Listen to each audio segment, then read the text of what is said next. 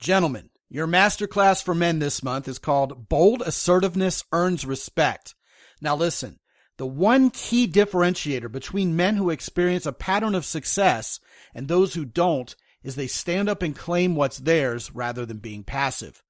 And men who know what they want and how to get it are more respected by both other men and women. And when you're respected, women want you, and other men will propel your career. Now, in today's postmodern world, most men aren't respected enough.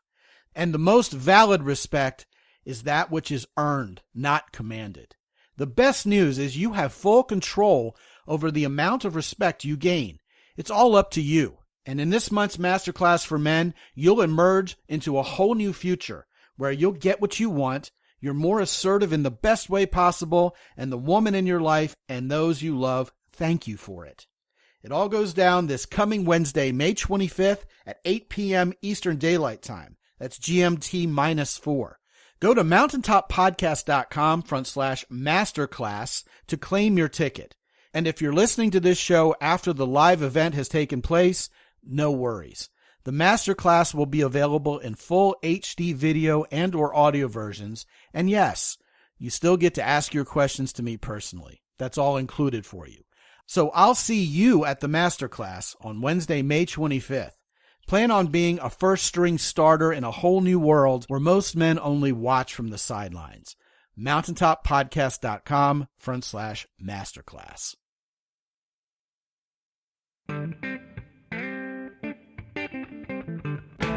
Live from the mist-enshrouded mountaintop fortress that is X and Y Communications headquarters, you're listening to the world-famous Mountaintop Podcast.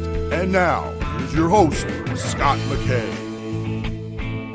All right, gentlemen, welcome to yet another episode of the world-famous Mountaintop Podcast. My name is Scot McKay. That's at Scot McKay on Twitter, Clubhouse, TikTok, and True Social. You can also find me at Real Scot McKay on Instagram. My name on YouTube is ScotMckay. Just search that and you'll find all the videos, including video representations of these episodes of this very podcast. The website is mountaintoppodcast.com. And gentlemen, if you have not signed up and gotten on board with the Facebook group just yet, what are you waiting for, man? We're all there waiting for you. It's Mountaintop Summit on Facebook. Today, a new friend of mine is joining me. He's from New York City. His name is Kenneth Play, and he has been described by GQ and other magazines as, quote, the world's greatest sex hacker. Now, I ran through a bunch of different potential topics with Kenneth before we hit play, no pun intended, on this particular episode. He's probably heard that a million times. And we've arrived at the topic of your sexual fantasies are too small.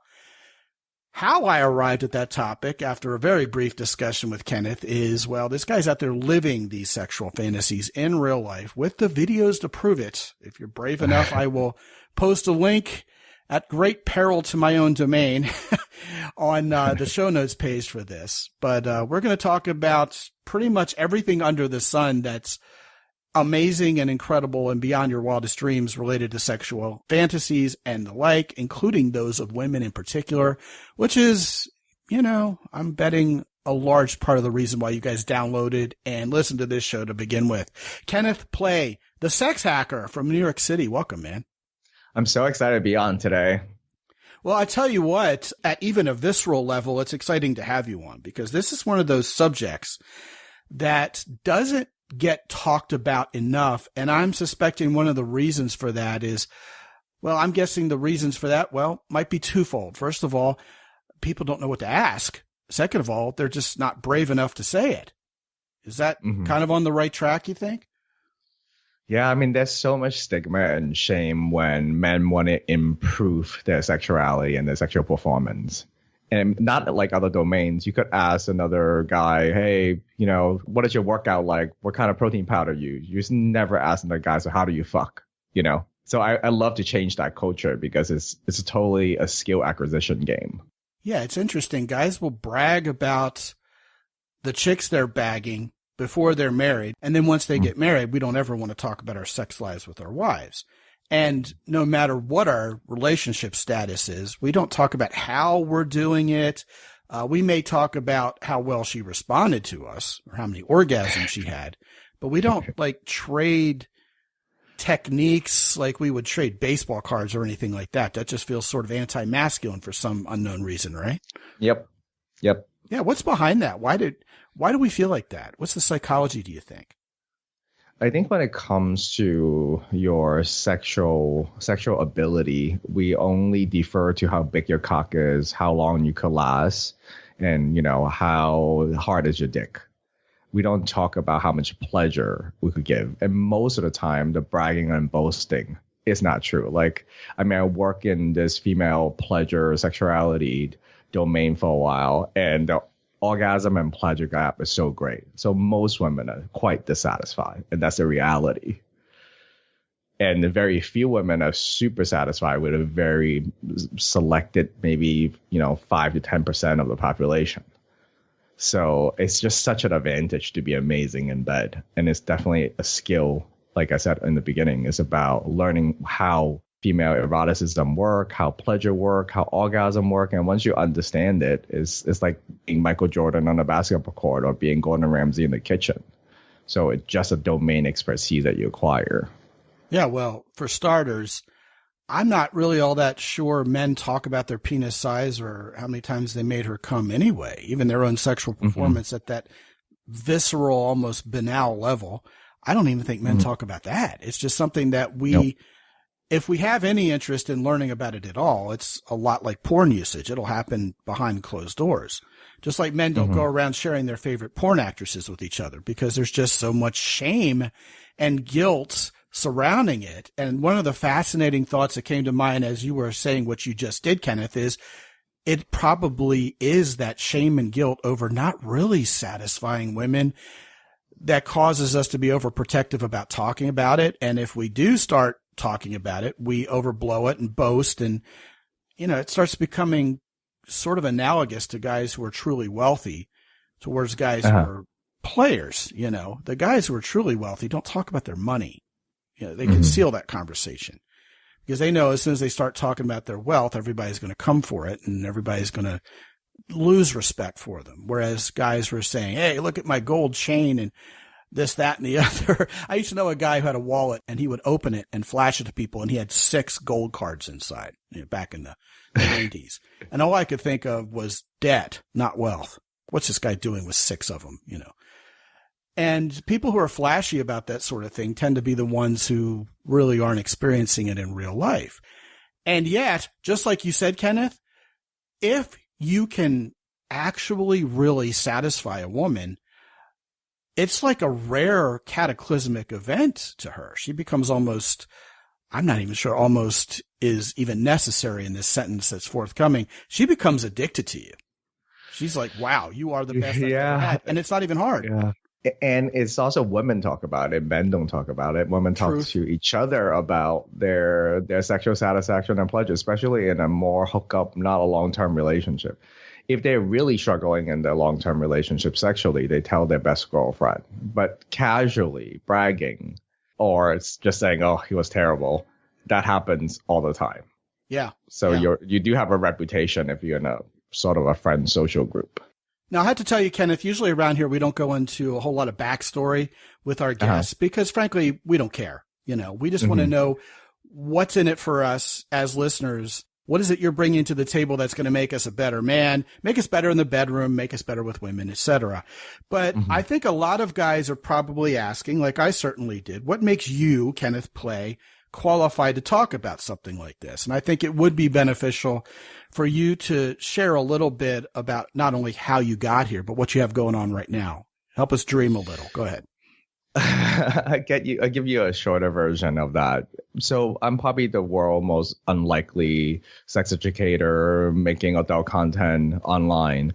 Like I'm a typical super awkward, shy Asian immigrant with an average size cock and never thought he's going to be like half much of a sexual worth. So I was deep in my sexual insecurity, even though I learned to master my fitness and got super fit and got a superhero body. It didn't change the inner insecurity about my sexuality. And not till in my late 20s, in my 30s, I decided to just kind of hack my sex life like I hack fitness. And holy behold, I applied the same sort of principle of a growth mindset and like reading research paper, like sex party become the evidence-based learning, like the gym. And it just radically transformed my life. I mean, my own personal sex life, I have more sex that I could count on that end, but it's not about the amount of sex, but about having really pleasurable, mind-blowing sexual experience from giving people a remarkable sexual experience. And from a career standpoint, I have just finished reading my book, Beyond Satisfy, and I also have a very popular online course teaching people about everything about sexual technique, from anal to squirting, multiple orgasm, kink. And I just really treat it like that topic, like how you approach a diet, how do you approach, weightlifting, and how do you get results? Now, just to kind of back what you're saying, first of all, we're going to put a link to your course in the show notes. It'll be mountaintoppodcast.com/Kenneth with 2 N's at the end. Mm-hmm. But I am looking at your Pornhub channel right now. Mm-hmm. You're in the top 2,200 on the whole site, which in a world where sexy girls rule is pretty impressive.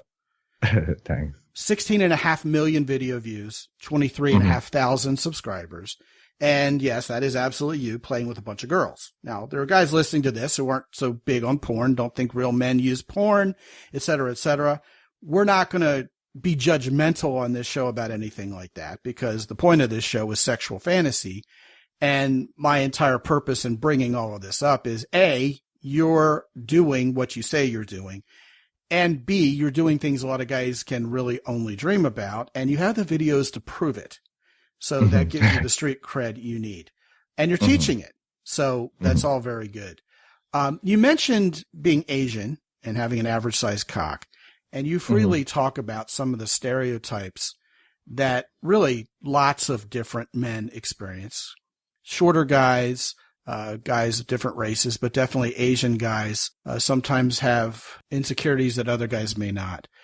I have found one of the key ones, Kenneth, and you can comment on this, to be much like Russian guys. It's frustrating to most Asian men that Asian and Russian women are typically sexually desirable to the point of being fetishized. Meanwhile, Russian men are seen as the enemy by Western women, and Asian men are typically very much underestimated sexually. And you have conquered that. So what are your words of wisdom to guys who may be feeling insecure, be they Asian or anybody else? Being good in bed the proof is in her experience. So if you're really good, that she's having actually mind-blowing orgasm, peak sexual experience, that changes everything. And I think their insecurity come from a lot of guys don't even know if their partner have an orgasm. They surely hope so, and they don't even want to check, right? And sexual communication is difficult. Most women don't want to share with you, whether they are satisfied or not. And sometimes when they do, it's pretty ugly, right? And also, for most heterosexual women, it's not a turn on to teach you how to fuck her, just like it's not a turn on to teach a man how to be masculine, because it defeats the purpose. Yes. So I think guys need to teach other guys how to be really good in bed. That's why I do what I do, because I wish another man would teach me all the things that I know today about sex and pleasure. Once again, you're yet another guest who's come on this show and corroborated things that we've talked about in other episodes without ever having the benefit of knowing we have talked about that. And I just stand up and cheer inside my head. Sometimes literally maybe on the show too, whenever some of the core teachings we have around here are independently corroborated, because it just shows how primal they are. And how universal they are. And if we get out of our own way as men and just acknowledge the truth of things, whether we like it or not, we start doing so much better with women in general. And, kind of getting to our main point today about our sexual fantasies and how, I don't know, we don't let them develop enough. We don't believe they could possibly come true for us, et cetera, et cetera. I think a good place to start would be way back with Nancy Friday's book, Your Secret Garden, which changed the world relative to the topic today, back in the early 70s, because she went and anonymously interviewed women about their sexual fantasies, and they're just dirty and horny, man. I mean, inside the female brain are just some of the sluttiest, dirtiest, horniest, most depraved, naughty thoughts. Mm-hmm. And it seems to me that you've mastered getting over the shame and guilt and helping women free themselves from that shame and guilt. And as a man, giving women this safe space where they can play the way they really primally want to play in their deepest imagination. Mm-hmm. What are your tips for men, first of all, to get over themselves? And second of all, to help invite that part of a woman's sexuality out? I think there is a difference between what really arouses us, what turns us on, to our day-to-day value. You know what I mean? Just like, I don't know how many women that I came across that have gangbang fantasies, right? Like things that is arousing for her to think about, right? But in their like Madonna whore complex, that'd be like super slut shaming because taboo turns us on because of all the things that we inhibit ourselves to have. So we start having this relationship with sugar, right? Like, oh, sugar and fat taste good, ice cream tastes good, but I feel bad eating it because I'm going to get fat. But it's not exactly work like that in sexuality if you create a place where you could have those fantasy act out, just like guys like playing video games, where they could be a super badass soldier on a video game because it's fun and arousing. But we treat it with such seriousness that we don't allow ourselves to enjoy some, being playful in a video game setting. And sexuality could be a place where you get to play out your fantasy and have fun. I mean, that's the whole point. It's not like, that's why woke porn would never turn anybody on. I can't even imagine such a thing. Does it exist? No, it's just not going to work. I just don't see how that would work when being more inhibited does not turn you on. I mean, like it's actual neuroscience and brain science. Like there's an excitatory system, right, that we go after a desire, and there's the inhibitory, as in I shouldn't do that, that's bad. So whenever you're trying to eat while you're on a diet thinking I shouldn't eat this, it doesn't taste very good until you release yourself and you gorge and binge on it. I'm just talking about the actual experience. So when in sex is that you have to, in the moment that you choose to have sex, right, that you choose enthusiastically to do this, then you just have to allow yourself to enjoy the experience. Otherwise, it's not that enjoyable. Well, there are two trains of thought going on right here, and I want to address both of them. Help me make sure we stay on track here, all right? Because there's a lot to talk about here. The first one is the shame and guilt, all right? Yeah. The second one is the nature of our fantasies relative to what's available to us in reality. Okay? So the first one is about the shame and guilt. Mm-hmm. Listen, a lot of that surrounds porn. And that's exactly the trail we're going to go down in the second point, which is why this is a related pair of topics. Mm-hmm. Most of the guys who come to me who struggle with sexual fantasy and indeed with porn usage are men of faith. Mm-hmm. And I went to a very well-traveled men's group on Facebook where a guy had started a thread saying, hey, we're going to teach high school boys in Sunday school this weekend how to avoid porn. And I've got a great idea. Mm-hmm. I'm going to show them a video of a man eating a steak. 30 seconds, just him eating a T-bone. And at the end, I'm going to go, hey, guys, do you feel satisfied? Are you still hungry? Was that really fulfilling to you? And I'm thinking to myself, wowzers, right? And I come from a Judeo-Christian background. I've taught Sunday school. I've been in the Sunday school quote-unquote classes where they tell girls, hey, here's a penis, stay away from it. I've been there. I've seen it. I've heard about it. It's always the same. The kids are all excited about it, and then, of course, it isn't very exciting. It stigmatizes the shame and guilt more than anything else. So back to the men's group here on Facebook. All the guys who are in this OP's echo chamber are like, yeah, right on, show those guys. And I'm like, oh, you guys are such liars. As if you've never been a teenager before, or you're all demisexuals or asexual, and this sounds reasonable to you.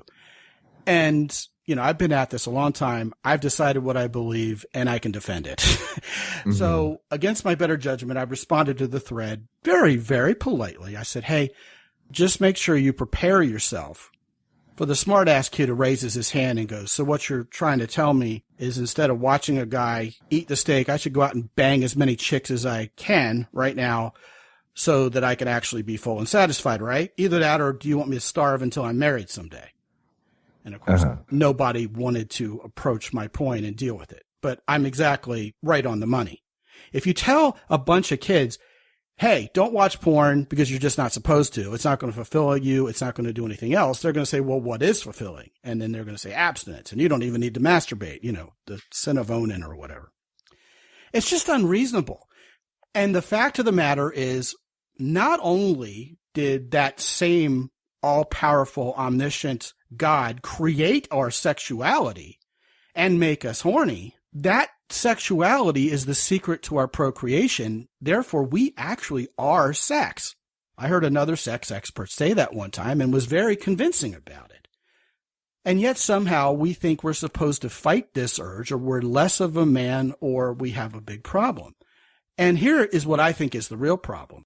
If you say to yourself, my sexual fantasies are unique unto me, making me extra depraved and extra unworthy of God's love, etc., what we do is we start feeling shame and guilt, and it wrecks our self-esteem, wrecks our confidence. And then what happens is, when we can't have those women we're horny for, we start disliking and resenting those women.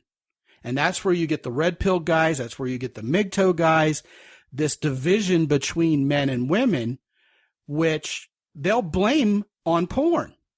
But really, it's on our shame and guilt where the blame falls. And then, ultimately, what ends up happening is we start feeling resentment and probably deep disdain and whatever negative emotion you want to ascribe to it, towards the God of the universe himself for putting us in this position and creating us this way.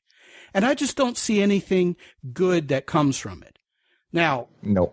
In our world we live in today, adolescence is prolonged, and indeed we have people who are deciding they aren't going to get married anymore. A lot of people are shunning the idea of a higher power and religious ethics and this, that, and the other. So I know it leaves us in a place where I'm not sure there are easy answers. But let's get to the second part of this discussion. Mm-hmm. You get on the aforementioned porn and you look at what's really, really popular. And contrary to the angry women and other people who are against porn, having never watched it before, it's not really injuring women, raping women, gagging them with a blowjob until their mascara runs, or watching women have sex with a donkey that turns us on. It's male strippers getting blowjobs from 20 women at once. A guy in the Czech Republic hiring 20 prostitutes who just service him at the same time. Or things like my stepsister and I, finally disclose to each other we're horny as hell for each other and do this really naughty thing and hope we don't get caught. Or the pool boy or the pizza delivery guy. It's all these things that we would really kind of be ashamed to admit we want to do in real life, and yet they're really, really popular. So if you're a person who comes from a very dogmatic image regarding the sex you're not allowed to have, not even ever. I mean, the only sex you're going to be limited to for the rest of your life apparently is a monogamous relationship with one wife, or else God doesn't like you anymore. Whether you believe that's the gospel truth or not, that's what's ingrained in a lot of us. And that not only foments the shame and guilt within us, what makes it fester is when we are doing that which we find to be sinful, watching people have sex, lusting after women or whatever, the way our imaginations spin and the direction our imagination goes in just heaps shame and guilt back onto it. Now, here's the punchline. Universally, these are the most popular genres, and more women are starting to watch it. It used to be more women would read romance novels than watch porn, and then they get angry at men for wanting to see naked chicks. And now, based on the latest studies I've seen in the year 2022, more women are watching porn than reading romance novels. I mean, 50 Shades of Grey, the star rose and the star faded, right? I mean, that was a phenomenon. And there's also more quote unquote woman-friendly porn, which is still depraved a lot of times. But isn't it time we really, at the very least, and this is independent of our religious views, really our worldview in general, isn't it really time to stop sweeping our sexual fantasies under the carpet and at least come to grips with the fact that we're not twisted, weird, crazy, unique, or perverted? We're just part of the human condition together. Is that unreasonable to head in that direction, Kenneth? I think their conflicting interests that people have is that, we have a desire for long-term security, having a life partner, having the mother of your child desire, and we also have a bunch of sexual desire, wanting to have a lot of novelty, which is a drive. So you have a security drive and a novelty drive. They always going to coexist in most people. Now, the baseline on how high those novelty drive and how high the security needs are is there's an individual difference. We're talking about it scientifically.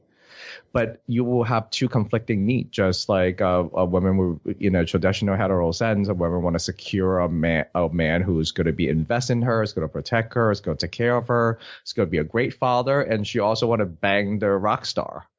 That you can't breed that out of human. So different religious institution and different culture have tried different way to manage this thing, right? So on one hand, that you could really suppress it. On one hand is that we just want to favor family value over sexual desire. Now you throw in a monkey wrench with modern technology and science, so you have unlimited access to hardcore porn, you have birth control, you have safer sex protocol that people can't have, and now you got to make different choices because the world has changed so much. So I think this is like a confusing time. HIV doesn't kill people anymore. Yep. I mean, there's no STI that is so fatal for anyone. Like, the most stigmatized is herpes, right? So now you got a lot of decision. You're going to meet more people than ever. You got more people are desiring to have more casual sex, and you still want to have for most people, they still will have a great life having a loving, committed relationship in whatever form that they choose to. So with all those type of different needs, I think each person needs to design in the different age group what they truly would thrive in. And women have more options to have more sex with more people too. So, and like if you look at it from you just observing, like, this is human as a species. Women love sex, believe me. Like, if it's more insatiable than any man could handle, in my view. And the biology even more remarkable is that when women are having more orgasm, they are more charged, as in like builds up sexual energy. They're like in happy or good mood. When guys are coming too much, they're like a little bit, sedated. That's how the word they use, which I hate that term. But then it lowers your sexual desire, right? It sets you back down. But it doesn't work exactly the same way with female orgasm and pleasure. So you got a lot of interesting problem to tackle in 2022 that is different than the time period where a lot of their belief was created at that time. That's not possible back in the day, right? Because if you go out and have a lot of casual sex, you're probably going to get pregnant. Yeah, those are all very good points. We've had women come on this show and talk about reclaiming the word slut and how women should be more free to have more casual sex. We just had that show a few episodes ago with Leah Holmgren, of course. Still, I think the nexus of this for a lot of guys, Kenneth, is I'm watching all this porn with all these, kind of naughty themes, and I'm shocking myself at what turns me on. Banging my best friend's mother seems really hot. But I know myself well enough to know that there was just no way when I was 16 years old I was going to approach my friend's mom and say, hey, want to do the wild thing? Even if she would have been like, well, sure, let's do it. And I can only imagine anybody who's ever grown up with a stepsister really felt weird thinking I'd like to bang my stepsister. I knew in school 2 girls in my class who introduced their single mother and father, respectively, to each other and suddenly became stepsisters themselves. The 2 girls, they both moved into the same house and they turned the basement into their bedroom together. And we used to fantasize at the lunch table about breaking into their bedroom at night and having both of them, but they were 2 stepsisters. They weren't our stepsister.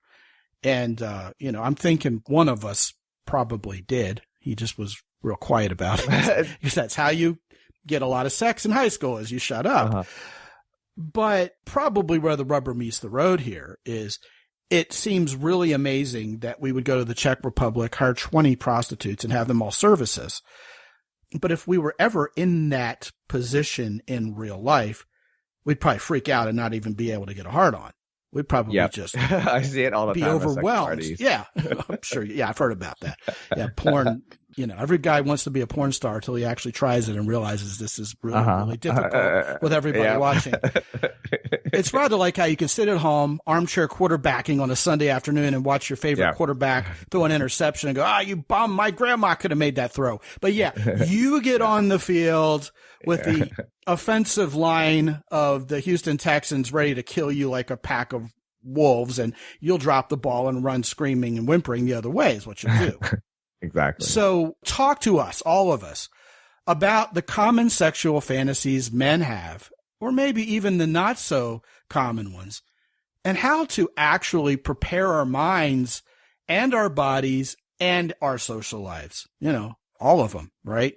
To actually make it happen.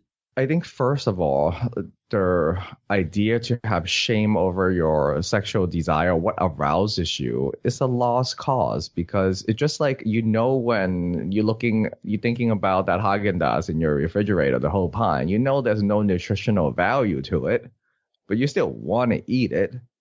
So I think when you put goodness into the formula, then that's not how arousal works. We want calorie, fat, and sugar. That's how we are genetically coded. It's not a decision. It's not a decision. You want what you want and what arouses you. And unfortunately, when you study sex science, exploitability is a turn on. It's arousing to human to see someone tied up. Rather whatever value, moral judgment you are put on top of it, it is arousing. Now, I'm not saying people should act in a way that is against their principle or moral and everything. I think ethics are extremely important. But that's why people have sexual fantasies, so they could have an outlet to play out those arousing. It's like having calorie-free ice cream when you get to act out those things in a way that is between two consenting adults. That's the ultimate, key to having those sexual fantasy and having those outlets. And it's just say if a woman who has been faithful all her life from a heterosexual context, and then they're the hot boyfriend, hottest guy in the high school passed by, and she's in her 40s, and he's still looking hot as fuck. Her desire to want to fuck him has nothing to do with her commitment to her family. It's not that something she could control. Rather she act on it based on the relationship agreement is a whole nother thing. Right. But if we want to live in a world that we want to only favor one aspect of our needs, our human needs is so complex, right? You have family, you have love, you have intimacy, you have devotion, you have that pair bonding needs, and then you have your novelty drive, as in wanting different things, wanting to spread your genes everywhere. So those somewhat people used to think of as conflicting need. I think in 2022, we have more opportunity to solve them in a healthier way, where this conflict doesn't feel so much of a trade-off. And I think for me personally, people could choose what they value. That's your prerogative. But it doesn't mean that you decided to be a vegan, bacon will stop smelling good to you, So let's say, for example, I'm a guy who's been sexually conservative. Mm-hmm. The sex I've had so far, even with my wife perhaps, has been really vanilla. We do it missionary style. Everybody has an orgasm. Good night, honey. Kiss on the lips. Mm-hmm. And I would like to start acknowledging my sexual fantasies and perhaps discovering how they may play out in real life. Uh-huh. I mean, I guess there's a side question here. Are there certain sexual fantasies that should be better off left alone? Banging 20 Czech prostitutes.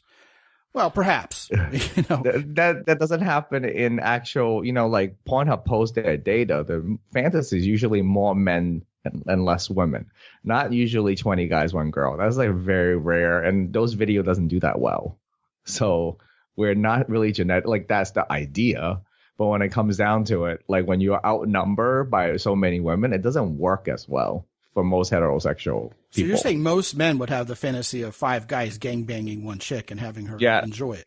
Those videos do far better. I'm just talking about data-wise. Okay, well, clearly my sexual fantasies are too small. But anyway, what I'm saying is perhaps we could put the training wheels on first before getting on a 200 horsepower MotoGP sport bike. Mm-hmm. Most women I've ever met, mm-hmm. right, and I don't have Evel Knievel, Wilt Chamberlain experience with women sexually, but most women I've met actually like being spanked and like having their hair pulled. Mm-hmm. if you bring it up, they'd be like, oh, yes. It's not an uncommon fantasy. As a matter of fact, it is an extremely common fantasy for women to have. One of the most common, absolutely. Yeah. Oh, yeah, for sure. Yeah. So, I'm not here to enumerate number 1, number 2, number 3. I can't do that. Plus, everybody's an individual. But I have met surprisingly few women who don't want to be spanked and have their hair pulled. So perhaps that would be a great place for a guy to stick his toe in the proverbial swimming pool here of sexual fantasy before maybe diving into dressing like a priest and a nun, or, biting her on the deltoid till she bleeds like a vampire, or inviting her best friend to come in and give you a joint blowjob, or anything that would be a little bit more adventurous. Agreed? Yep. Yeah. So how does that process work? I mean, give us some other ideas practically that guys can do to start moving down this trail. Let me give you some real life scenario. I coach a lot of couples, and I coach a lot of couples live, like where they struggle, because I'm a personal trainer. Like, why wouldn't I teach you how to do the things? Like, if I'm teaching you how to cook, I'm going to be in the kitchen. That's how I look at it. So I totally believe experiential learning. So I would meet so many couples, they're not having great sex. They've been in their 40s and their 50s, and the wife stopped having sex with the guy, and they just don't know what's going on. And I coach a lot of those couples. And usually both of them will have similar fantasies. They just never expressed it, and they never figure out that's the stuff that really turns them on. So they always fuck like the things that they should be doing. So like they're eating the salad they think is healthy for them, but they don't crave it. So as soon as I told them it's okay to crave what you crave, they end up eating the food they enjoy, and voila, their sex is amazing again. So, when it comes to sexuality and what's pleasurable, you have to go towards what arouses you, not what you think is good or bad and right or wrong. Because that is the inhibitory system. It's like being on a diet. So it's like, vegan that love the smell of bacon and the taste of bacon, but go, damn, he has an ethic about killing animal. It's a really complicated life that probably not be that pleasurable. So I'm the guy go like, I don't care what you believe, but if you like eating bacon, right, you crave bacon and you like the taste of it, you're probably going to enjoy it, is what I preach. And you should talk about it.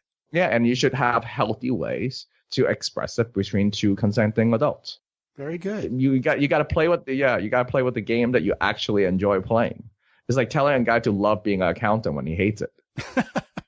I think that's all very good advice. His name is Kenneth Play. He goes by the online moniker of the Sex Hacker. He's been called the world's greatest sex hacker by several media outlets. He's from New York City. And the name of his book is Beyond Satisfied.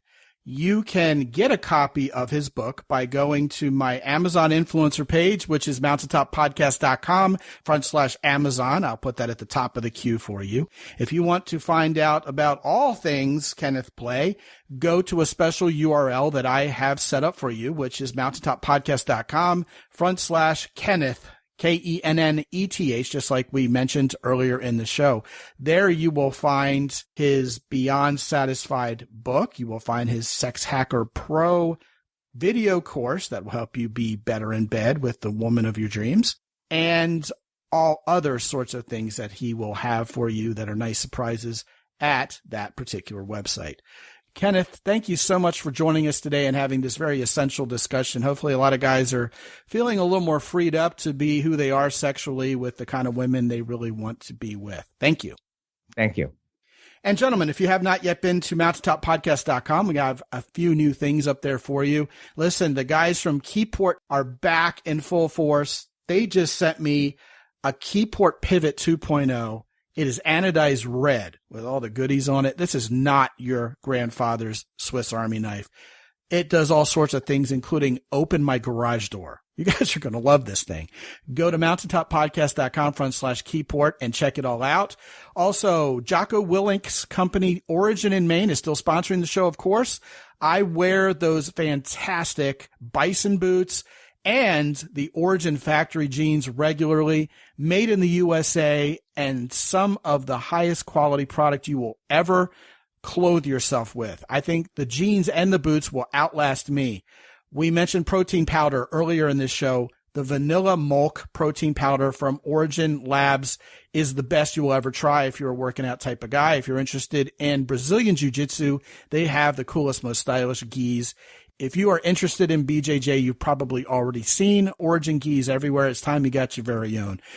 Go to mountaintoppodcast.com/origin to check all of that out and more. Finally, if you have not yet gotten yourself some of the Hero Soap Bath Gel, one of the fantasies you really need to act on, and it really isn't all that difficult, is to A, get yourself some of that really amazing smelling, amazing feeling, slick, slippery Hero Soap Bath Gel, and B, find a woman who looks incredibly sexy naked, especially when she's wet, and take a shower with her.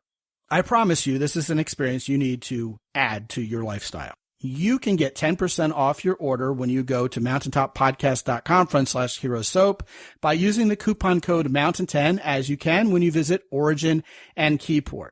And guys, listen, we're almost halfway done 2022. Some of you guys still don't have the right woman in your life to share all of your wonderful reality with, okay? You need to invite a great woman into your realm and introduce her to your world.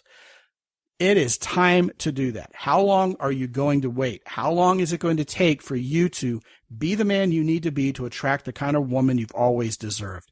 Let's get on the phone and talk about it. Let's put a plan together. You can get on my calendar, talk to me free for 25 minutes or indeed however long it takes by clicking the red button in the upper right-hand corner at mountaintoppodcast.com. And until I talk to you again real soon, this is Scot McKay from X&Y Communications in San Antonio, Texas. Be good out there.